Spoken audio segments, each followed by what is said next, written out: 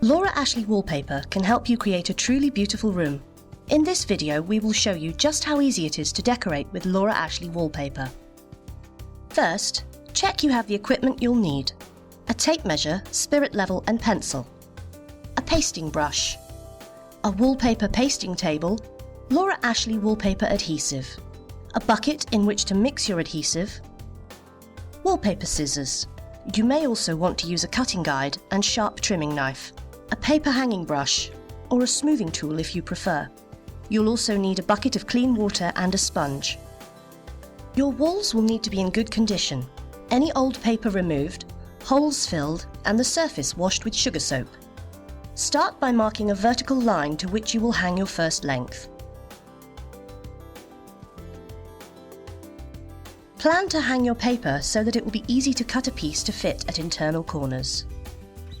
For free pattern match prints, such as stripes, simply measure the height of the wall from top to bottom and add 10 centimeters to allow for trimming.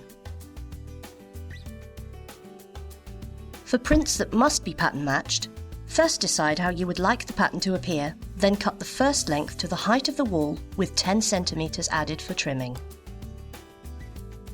Unroll the next drop and pattern match it to the first as it will be matched on the wall, and then cut it to length. If you prefer, you can pattern match at the wall as you hang the paper. If the ceiling height in the room varies, you should measure, cut and pattern match pieces one at a time. You may want to number and mark the top of each piece with a light pencil mark on the back of the paper as a guide to hanging. We recommend Laura Ashley All-Purpose Wallpaper Adhesive. Check the pack for instructions. Line up the edge of the wallpaper to the edge of the pasting table. Start pasting from the bottom of the cut length. This will allow you to fold the paper later if you need to. Brush the paste outwards from the middle to the edge. Once you've pasted to one edge, move the paper across the table to paste to the other edge.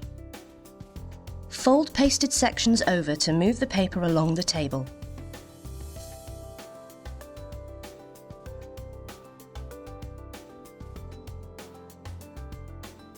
Wipe any leftover adhesive from the table to prevent any getting onto the front of the paper. Hang the paper, making sure the edge of the paper is in line with your vertical line. Hold the paper at both sides when you hang it and avoid letting the paper drop, as this could tear the sheet. Smooth out the wallpaper to remove any air bubbles, from the center outwards. Trim the top and bottom of each length by creasing and cutting along the creased line with your wallpaper scissors, or use a cutting guide and sharp knife. Tap the edges of the paper down gently with a dry wallpaper brush. Wipe away any excess paste. To paper around switches and sockets, brush the paper gently over the fitting, then make neat cuts from the center to the edges, creating 4 triangular flaps. Cut off each flap, leaving a small edge around the fitting. Make sure the electricity is switched off at the mains before loosening the fitting's screws. Ease the fitting away from the wall and gently push the edges of the paper behind. Reposition the fitting and tighten the screws. For door and window frames, cut a 45-degree angle from the edge of the paper to just beyond the corner of the architrave. Using a straight edge, trim off the excess paper around the top and side of the architrave.